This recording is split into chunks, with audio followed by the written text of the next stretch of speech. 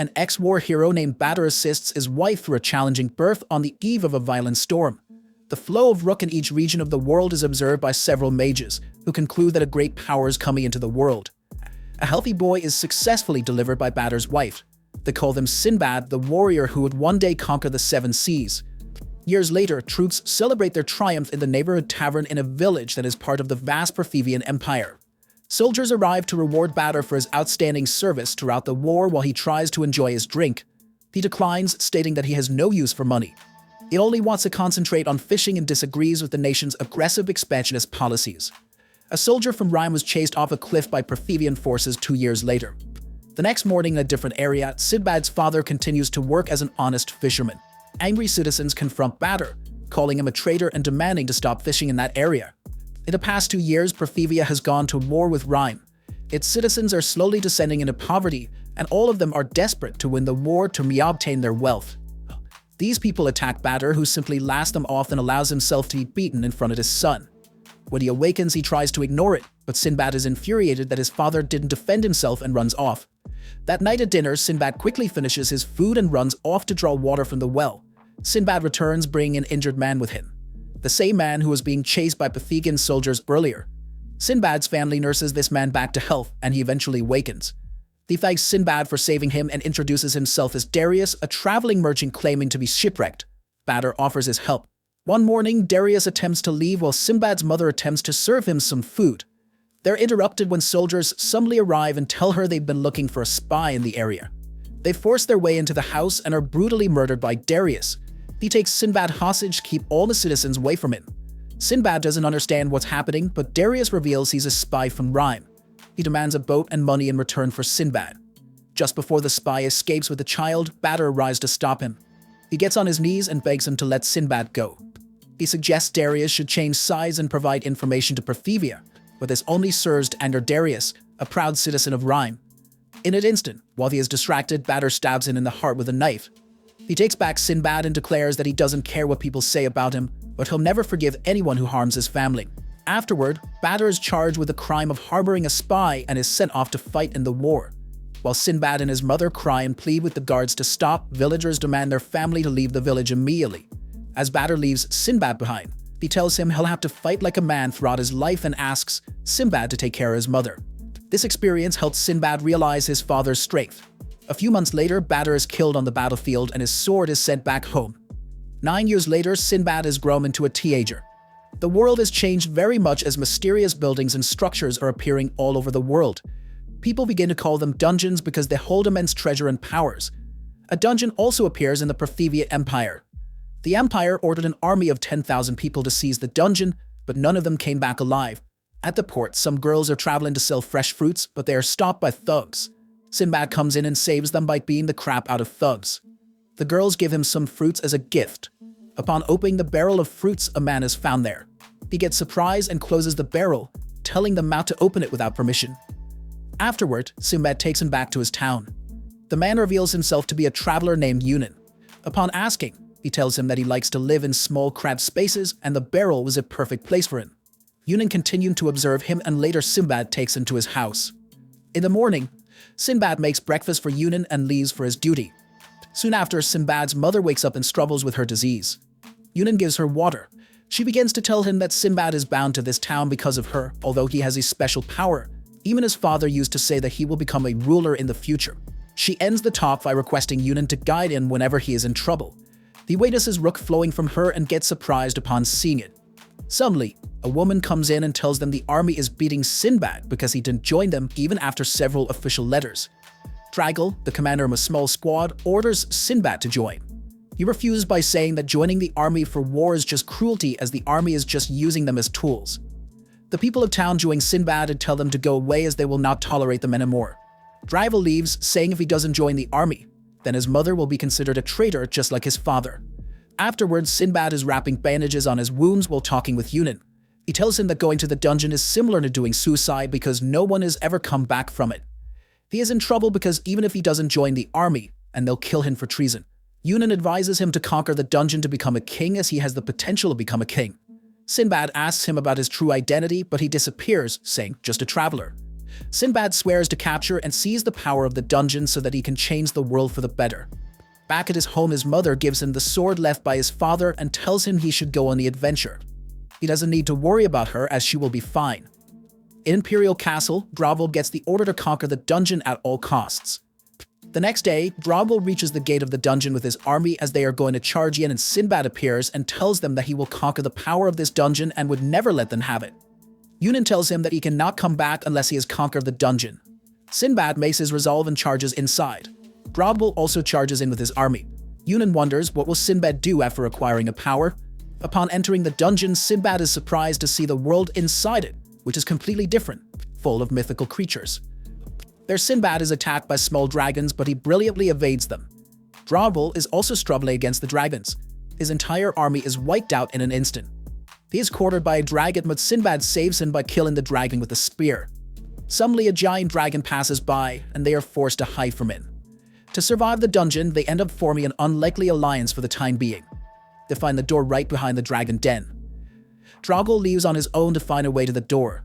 He encounters random geysers and baby dragons on his way. Upon reaching the door, he tries to unlock it, but all in vain. The Dragon King notices his presence and charges his lightning breathing while Drobble struggles to escape. Just when the dragon was about to kill him, Sinbad saves him and takes him away. Drobble says that he has failed as a soldier and he should die, but Sinbad consoles him that there is nothing to be ashamed about. He takes the shield of Drobble and heads for the dragon. He uses the shield as a surfboard to ride the water waves from the geyser. He strikes the dragon while surfing and lands a final blow on his face. Sinbad succeeds in killing the monster and two ball-like keys appear. They use the keys to open the door. They continue their adventure while killing random monsters appearing along the way. Drobble gets impressed by the abilities and actions of Sinbad. Upon reaching the final door, they have a small humorous fight like always and then proceed to the room. Sinbad finds a lamp and touches it. Suddenly, a big djinn emerges from the lamp. He asks who will become the king. As both of them seek power for their own reasons, they decide to settle the winner with a deadly match. Sinbad attacks him with his sword, but Drobble evades the attack. Soon, Drobble gets the upper hand as he is more skilled with swords. He pins down Sinbad and lands a strike, but Sinbad stops him with his hands and then lands a solid punch on his face, throwing him away. Despite losing all his strength, he comes again to attack Sinbad, only to get beaten up again. He gathers his remaining strength and dashes towards Sinbad for the final blow. Sinbad emerges victorious in the battle.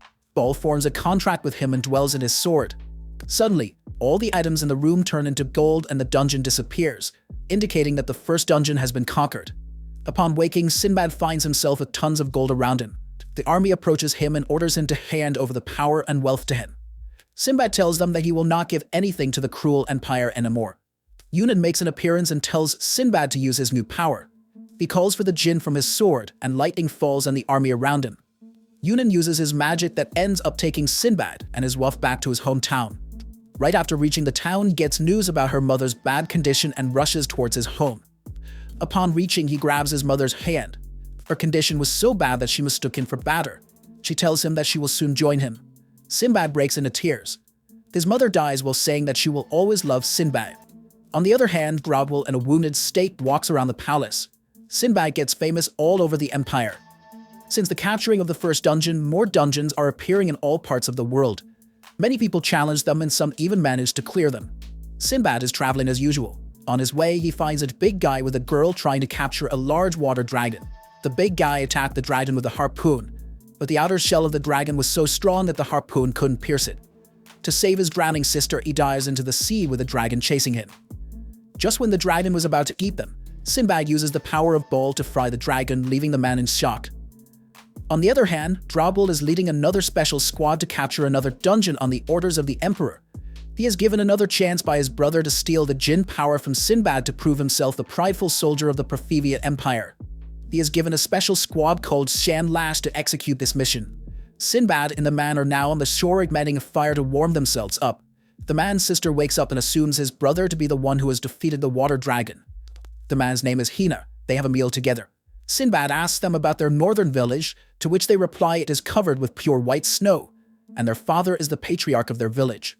Despite knowing that the village will not welcome him, Sinbad decides to visit it because it will be his first step towards changing the world. On the same night, he apologizes to Hina for stealing his prey. Sinbad comments on his strength and effort to save his sister, which surprises him. Upon reaching the village, Sinbad is surprised to see the strange houses in the village. He meets the father Hina, who doesn't welcome him. The village prepares for a feast because Hina has finally proven himself a warrior. On the other hand, the sorcerer with Drogwell sent the assassin squad to kill Sinbad. Back to the village, Hina's father tells them about a dungeon that recently appeared outside their village. He asks his son to accompany other warriors to conquer it, but Sinbad interrupts and warns them about it because many people perish in dungeons. Sinbad shows them his power, which surprises them. Hina's father acknowledged him upon witnessing his power. Sinbad enjoys the feast with the villagers while Hina walks away in guilt because he didn't manage to kill the dragon. Soon, his sister accompanies him and tells him that he should be happy about becoming a warrior, but all in vain. At night, the commander of the assassin squad attacks Sinbad in sleep but ends up getting electrolyzed by the lightning power of Jinn. Sinbad tries to question him, but he refuses to answer anything. Since he is a kid, Sinbad asks about his parents, to which he boasts that he killed them long ago. Upon hearing this, he slaps the kid for boasting about such a tragic action. He escapes the house with the help of his partners. After that, Hina's sister comes to Sinbad and tells him that her brother has left to conquer the dungeon on his own. Sinbad tells her that he will save his brother no matter what. While leaving, he gives her a determined, scary look to show his commitment and resolve. Hina enters the dungeon hoping that with this power, everyone will acknowledge him, and he will be powerful like Sinbad. Upon entering, he gets surprised to see a mysterious world inside the dungeon. Sinbad follows him to the dungeon while Yunan watches him from a distance, wondering if he is again attracted by the power of the dungeon. Hina finds butterflies gathering around him in the dungeon, but they turn out to be little monsters attacking him upon looking closer. He quickly uses his harpoon to fend them off. A swarm of butterflies surrounds him, but Hina dives into the nearby river to get rid of them. Fortunately, he survives this deadly attack. After covering some more distance inside the dungeon, he discovers the gate to the treasure room. When Hina is about to reach the door, suddenly a crab monster attacks him and lands a slash on his back. He falls into the river with the beast. Hina gathers all his strength by reminding himself that he is not a coward anymore and charges the harpoon towards the crab monster. After a massive splash of water, he throws the beast out of the water and dashes forward to land the final blow. But the assassins kill the monster before him, much to his dismay. Drogwell and his team take the crystal to open the treasure room. Hina takes a stand for himself and tells them to give him the crystal as he is the one who reached there first. He displays his insane strength and a fight begins between them. Hina faces off against the trio assassins. At first, he dominates the fighting, but he gets trapped in a combined attack. Just when their leader is about to kill him, Sinbad intervenes and uses the power of Bull to stop them. Drogwell greets him in his usual sulking manner. The mage with Drogwell introduces herself as Fallon. A fight breaks again between them.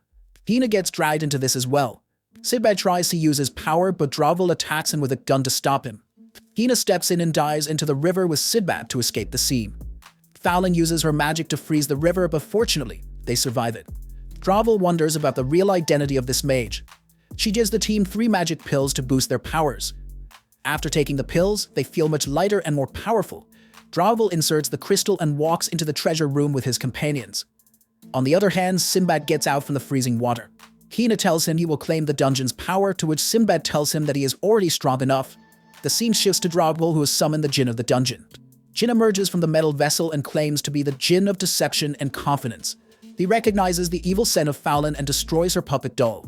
Drogwell tells Jinn he will become king and he will give power to the Majesty, which bores him to the point he turns into a cute cat.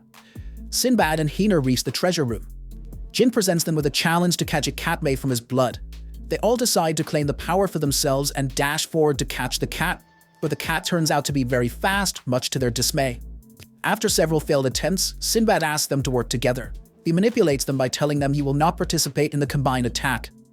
The cat jumps when they dash towards her and Sinbad quickly catches it.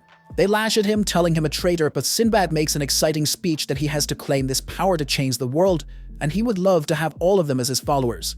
They end up getting passionate after listening to his speech. After all, Sinbad is born to lead people as a king. The assassin's squad suddenly goes berserk because of magic pills given to them by Fallon. They become a source of black power that summons a giant demon. Drogwell tries to kill them, but Sinbad stops him because he wants to save them. The demon attacks them with his massive power, leaving Sinbad injured. Hina and Drogwell step in to stop the demon, but all in vain. Jinn reveals that they can save them if they manage to destroy the demon's heart in a single attack. Sinbad lands an attack on the demon, but Fallon, in his illusionary body, takes the sword of Sinbad away to prevent him from using Jinn's power. Hina finally acknowledges Sinbad as a powerful man and declares him a king vessel. Together, they decided to unleash a final attack. Sinbad dashes forward as a decoy, while Hina charges his harpoon to land the final blow. However, the demon catches Sinbad and makes him suffer. Dravel lands an attack on the face of demon that helps Sinbad to escape. Finally, Hina unleashes his charged harpoon, which pierces the demon's heart in a single go, leaving Fallon and everyone in shock. Sinbad takes advantage of this moment to claim back his sword by destroying the doll of Fallon. However, the situation is unclear because the assassin's leader's heart has fallen in iniquity, and the demon is using him to revive himself. Sinbad takes the challenge and tries to save him. Sinbad discovers his past memories of being forced into a ruthless assassin upon holding his hand. Sinbad finds him crying in his memories because the organization forced him to kill his parents. Sinbad saves him by convincing him that he will not let anyone use him in the future.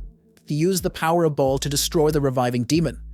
The assassin leader comes back from depravity with the help of Sinbad that surprises everyone, even Jinn.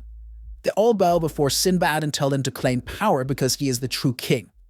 After forming a pact with Jinn, the dungeon disappears and they all find themselves back in the village. Dravel leaves by saying he has to save someone in the Empire. While leaving, Dravel receives a portion of Jinn's power because he has acknowledged Sinbad as his king. Hina decided to follow Sinbad on his journey as his follower. They meet the village founder who turns out to be a giant furious man. Finally, Hina gets permission from the chief, and his daughter becomes his wife. Sinbad forms a diplomatic relationship with Hina's village that marks the beginning of his future trade company. Sinbad and his companions embark on a new journey to establish trade with other countries. Waramu, Inahovo's wife, gives strict lessons to Sinbad and Jafar as education is necessary to become renowned merchants. Eventually, they reach the Rhine Empire, which is famous for its military might and economy. Sinbad and his companions try to sell goods there, but the army stops them as they haven't got the license for selling goods in the Rhine Empire. A mysterious man approaches them and convinces them to sell their goods to him, and they end up doing so, but later they find that the man is a merchant with a license who is now selling their goods for 10 times more. However, Sinbad didn't lose heart. Instead, he ordered his companions to bring more goods from a merchant, while settling things with the trade union. Sinbad again comes across the earlier merchant and invites him for dinner, where he learns that the man's name is Harun, and he is a merchant from Balva. Sinbad asks him to share knowledge of business with him as he wants to change the world, and for that purpose, he must possess wealth and influence. Upon discovering that Sinbad is a dungeon capturer, Harun decides to help him, but he must collect 1,000 gold coins in a month to earn his trust and recommendation. 1 month later, Harun again visits the port and finds people eagerly waiting to listen to an adventure story, and surprisingly the narrator is none other than Sinbad, who managed to move the hearts of people with his fascinating adventure stories. By using the Jinn powers, Sinbad earned the trust of the people. Harun is surprised to see this development and comments on Sinbad for this idea. Although Sinbad earns good money from this, he still doesn't have 1,000 gold coins. Impressed by Sinbad's determination, Harun gives him 1,000 gold coins and reveals himself as the 22nd king of Balbad, Rashid Salija. Sinbad delivers an exceptional adventure story to the audience, overwhelming them with passion and excitement. Upon seeing this, King Rashid decides to help him as he believes that Sinbad will change the entire course of this world. On the other hand, Ruramu continues teaching Jafar, who is sick of learning and doing assignments. Realizing Jafar is losing heart, she reminds him that he once swore to serve his master, and he already decided to go through every difficulty just to support his leader. Jafar gets a bit motivated, but soon Muramu tells him she is conceiving a child soon and he must help her with it. But to his dismay, Sinbad receives his registration letter from the union and thanks Rashid for his help. Sinbad is eager to start his own business, but Rashid tells him he is an amateur in business as he needs to set up a shop and other things to start a business. Therefore, he should continue performing adventure stories to raise funds for a business. He even suggests Sinbad perform in a theater that will help him in gaining popularity and money. Sinbad decides to go along with this plan and begin preparations for the big event. Jafar managed to complete his assignment, but gets tasked with looking after Hinhoho's newborn son, Kikiriku, who is much bigger than ordinary babies. On the other hand, Sinbad finally performs in the theater. He first summons Snow using Jinn's power and surprises the audience and even King Rashid. Sinbad's play became so famous that people from faraway areas began visiting the theater just to watch his play. Inahovo and others reach the port with the Muchik goods and are surprised to see Sinbad performing in a coliseum as the theater was not large enough to fit all the people. Suddenly, Kikiriku went missing due to a huge crowd and Jafar rushed, only to find him captured by the caged beast of the coliseum. He tries to defeat the monster with his usual techniques, but all in vain. Just when Kikiriku is about to get devoured, Jafar activates his household vessel power and manages to save him. Later, Sinbad surprises everyone with a new shop for their Sindria trading company as they decide to expand their business to fulfill their goal of making a new country. Sinbad, along with Jafar and Hinahovo, embarked on a journey to make trade relations with the Sassan kingdom. In contrast, Ruramu and others stay behind to look after the Sindria trading company. Upon reaching the Sassan kingdom, Sinbad finds that this country rejects outsiders and doesn't wish to establish any kind of relationship with them as they consider themselves pure and superior. After several tries, the trade officer asked them to visit the Sassan Knight as they are the only ones that can help them in this regard. They witness Darius Leixus, the Night King with supreme command. Sinbad tries to speak with him as he is the only one whose approval can help him, but all in vain. He even tried to join the ranks of knights, but he was given nothing but a cold shoulder. At an inn, they meet a young man named Mistress, who turns out to be the son of Darius.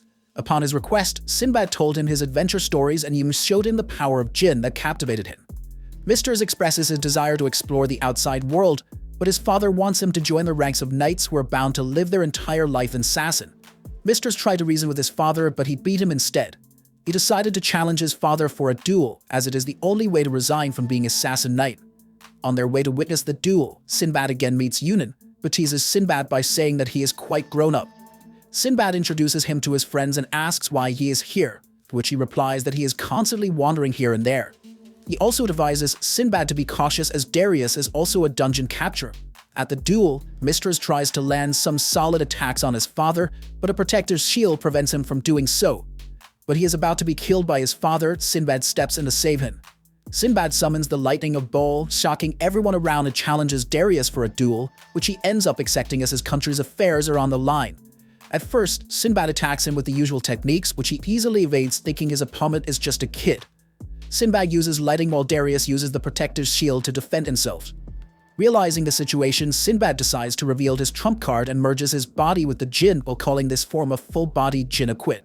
Even Darius is shocked to find that a dungeon capturer can attain such a type of transformation by using metal vessels. Sinbad carries Darius outside and demonstrates his deadly power that blows several mountains in an instant, terrifying Darius in the process. Sinbad tells him with his power he can destroy the Sassan kingdom in seconds, but he doesn't want to make war. Instead, he wants to make a peaceful relationship with his country. Acknowledging the power and goal of Sinbad, Darius decided to lend him a hand and became his comrade. The people of Sassan begin to treat Sinbad as a fellow because he also possesses godly powers. On the other hand, Mistress tells his father that he is going with Sinbad as he has acknowledged him as his leader. Moreover, he wants to explore the outside world. Upon hearing this, Darius allows him to go on his own path. He also expresses that in the past, he was just like his son but couldn't express his desires and decided to confide himself in this kingdom. Mistress breaks into tears and tells his father that he is grateful to him as he trained him to become a man. When he is about to leave, his younger brother rushes to hug him while telling him not to leave. Mistress apologizes to his little brother and promises to take him on an adventure someday. Darius entrusts Mistress and the fate of the Sassan kingdom in the hands of Sinbad as he sees a god in him.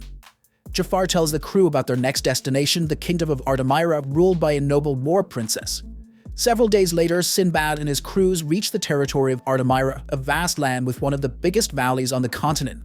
On their way, they witness a giant bird with females on the top who tries to tease them, but Sinbad counter-teases them. After leaving the ship, the crew began their journey to the mainland, but the path was full of hurdles and dangers. Jafar decides to lead the way as he is familiar with such places, while Sinbad and Mistress continue to complain about tiredness, much to Jafar's rage. Demon Hinawo is in a dire situation as he is not used to tropical areas with air and humidity. After days of harsh travel, they finally reached the mainland of Artemira and decided to meet with the queen immediately. However, the queen named Mera Dianes Artemina turned out to be a fierce woman who chastised them from the beginning and refused to discuss diplomacy with men as she considered men inferior.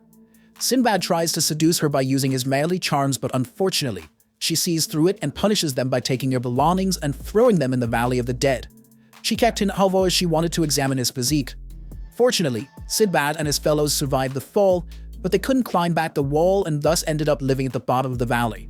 At first, they struggled with food and shelter, but eventually managed to take care of both. Jafar helped them many times during their stay at the valley as he is experienced in living in the wild with minimal resources. He killed snakes and taught them the way to dissect and eat them. Later, they made a house of woods and leaves. They felt their animal instincts returning after spending several days in the wild. Sinbad and his fellows continued spending their days in the wild but forgot their actual purpose of coming here, which was to develop a trade relationship with the queen. Mistress snapped out of it first and tried to reason with Sinbad and Jafar, but unfortunately, they couldn't care about their mission anymore as living here in the wild became their very purpose in life. Unable to console them, Mistress steps outside and thinks of a way to go back and meet the beautiful lady from earlier that promised him to take good care of him if he managed to survive. While wandering, he stumbles upon fresh meat and takes it to show Sinbad and Jafar, who are surprised to find real fresh meat after so long. Mistress thought Sinbad would try to find a way out after finding this meat, but he was just after the meat, much to Mistress's dismay. After several days, they find more meat with gemstones on it. When they were about to take meat, giant birds came and took it from them. Upon seeing this, Sinbad devises a way, and they all hide in the meat while the bird takes them outside the valley. Sinbad went after the queen to retrieve his metal vessels while Jafar and Mistress retrieved their other items. Sinbad invaded the sleeping room with the queen and humiliated her. The queen ends up activating her jinn-equipped form while Sinbad takes the form of Bull to fight her. However, Jinn had control of 3 elements that cancelled out the attacks of Sinbad. He decided to use the second metal vessel and took on the form of Jinn Velfer. The queen uses the fire element to attack him, but she barely manages to avoid. On the other hand, Mistress keeps worrying about Sinbad, but Jafar tells him to trust his master. After several clashes, Sinbad begins to avoid the queen's attack pretty easily, much to her shock. She ended up resorting to extreme magic, but Sinbad refrained from doing so. He lands the final attack that freezes her. Jafar explains that Velfer's real ability is to slow the movements of targets, and that's how Sinbad managed to win. Later, Sinbad and his comrades again get an audience with the queen, who is having a body massage as she got some scars from her battle with Sinbad. She announces a trade relationship with Sindria Trading Company because she doesn't want Sinbad as her enemy. She also tells him about the legendary sorcerer of the Rhine Empire, who has lived for more than 200 years. Moreover, the sorcerer is an unusual being that controls the flow of the world and guides capable king candidates toward dungeons. After forming an equal alliance with the queen, the crew decided to travel back, but Mistress is reluctant to return without having a good time with the ladies. Sinbad and Mistress visit the red light district to enjoy themselves, but unfortunately, they are given men instead of women, much to their dismay. They meet up with Hinahovo, who is covered with kiss marks from the females who find themselves addicted to this muscular body. But Hinahovo is sick of this all experience. The crew meets the diplomat from Artemira, who offers them a ride of birds back to their shits. The queen comes to see them off and introduces them to her daughters, much to their surprise. Her youngest daughter takes an interest in Sinbad and gives him a feather as a farewell present. Upon reaching the Sindria Company, they are all warmly welcomed by their comrades. Later, Sinbad reflects back on his entire journey from a poor, powerless kid to a successful merchant and leader. He decides to prepare for the upcoming revolution that will change the entire world once for all. The end. If you liked the video, give it a huge thumbs up and subscribe to the channel for more anime recaps. Farewell till the next video.